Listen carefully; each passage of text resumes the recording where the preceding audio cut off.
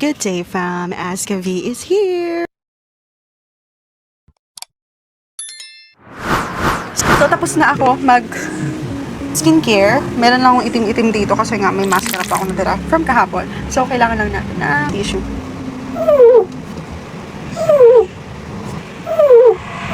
Change ko lang tong camera angle dito sa harap. Tingnan natin maganda. So, pagpasensyahan nyo na yung background ko. Meron akong portable aircon, pero hindi siya ganun kalakas. At meron siyang kasama nito na parang bahay-bahay, kaya nilagay ko siya dyan.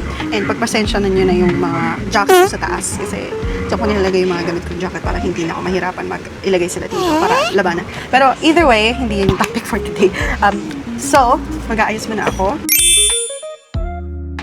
So, I'm about to use my sunscreen. Ang sunscreen na gamit ko pala, fam, is itong High Protection SPF 90 Wild Beauty. Wow! Ito talaga ang matagalan ko ng sunscreen. And matagal ko na talaga siyang gamit. Ang siguro ang masasabi ko, ang bad side lang ng Wild Beauty, yung white cast niya, parang halata. Pero, I think depende na yan kung paano mo i-blend. But, think of it, fam, ang tagal ko na siyang ginagamit. Sabihin natin 2 to 3 years, estimated. I'm not sure. But, ito pa talaga yung pinaka-nagustuhan ko talaga na sunscreen. Medyo nahihirapan lang ako i-blend for me. Kasi ang bilis niyan tumuyo. I'm not sure if same experience sa ibang content creator, but again, that's for me. Hindi siya sponsored, fam, hindi ito sponsored video, so don't think anything. Okay, I think blended na siya. I think. Dagdagan ko lang yung chest ko kasi nung nag-rides ako, kita yun dito sa upper part ng chest ko. Wow. Ay, kita niyo maitim yung chest ko dito. Kasi nga, hindi ko nalagyan ng sunscreen. Bakit naka-open yung upper part ng chest ko? Kasi, mainit. Pero huwag kayo mag-alala, hindi naman yung full chest yung nakikita ng mga tao. Ano sila, sinuwerte? Bigyan nila ako 1 bilyon. Papakita ko lahat. Ngayon, inaayos ko yung kilay ko. Wala naman akong gaanong inaayos sa kilay ko kasi nakapal na siya. Sabi nila bawasan ko daw, but I love the way they are right now. Yung lahi ko. Balbun. Next is yung sa lips. Nga pala, fam, kung may tatanong nyo, nandito pala yung Poco ko. Akala ko kasi nasa labas. Kung matatanong nyo, ito yung Poco pad. Yung case niya, aabot ng 2K ata, I think. I can't remember na. Pero sabihin natin estimated 2K yung case. Tapos may free stickers na siya, fam. Ako naglagay niya. Ang kalat no. Kasi lalagyan ko yung mukha ko dito. Pero next time na yon. And then, ito yung Poco pad. Yan, wow! Yan yung Poco.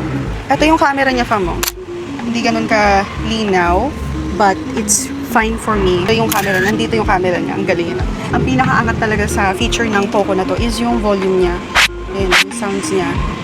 Meron siya 1, 2, 3, 4, 5, 6, 7, 8 holes. So 8, 16, 24, and 32. Walk out the door, you see someone that you know and they ask you how you are, and you just have to say that you're May strap na siya. Yan. Yan, may strap na siya. Ang gamit kong lipstick is Focallure Lip Gloss. And yung shade niya is, alam ko lang. Oops. Basahin ko na nga lang. FA153 number 02, yung shade.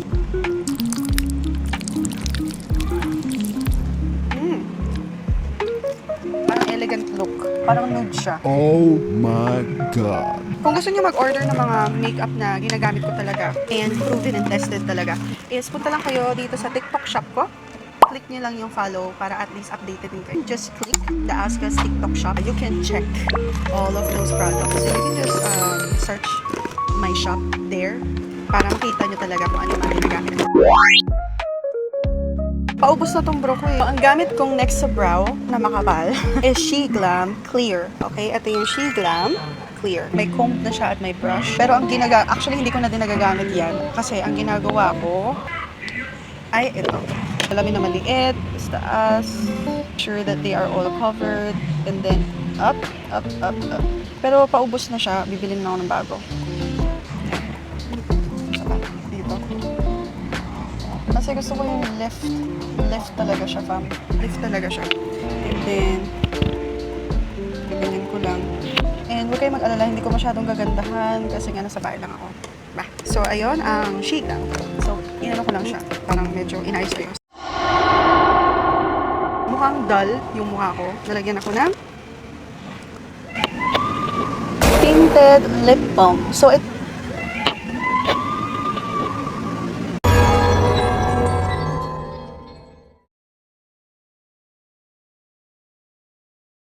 Pigmented lip balm. Matagal ko na siyang ginagamit eh. Halo 1 year. Sa mga cheekbone ko lang.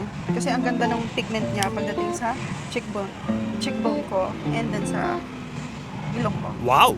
Tipid tips. Hindi ako naniniwala na kailangan mo bumili ng mahal na mga products para gumanda or maganda yung makeup mo. Just need to make sure that the product is safe and also it will not damage your skin even though it's cheap. Kahit na sa mga bangketa na alam ko na safe sa akin, bibili na ako eh. Hindi ko naman kailangan ng mamahalin na mga makeup para looks better on me. Nag-eyeliner ako kasi I feel na blank yung eyes ko. Pero it's just to show some, para mag-show ng fierce. Diba? So, ang gamit kong eyeliner is yung Vice Cosmetics. Ito pigmented talaga. Ang ganda din yun. Baka naman po Vice. Charot. So, ito lang naman sa dulo. And color brown pala siya sa ayoko nang gano'n, nakakainis.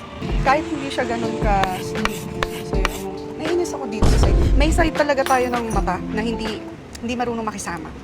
Ginagawa ko is may cotton buds.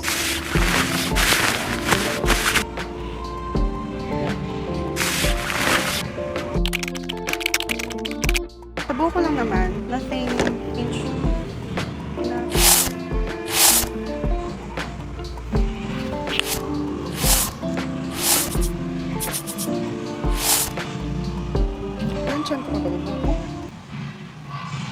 Wag na, okay na to. So, ayun lang fam. Ang simple makeup ni Azka for everyday's look.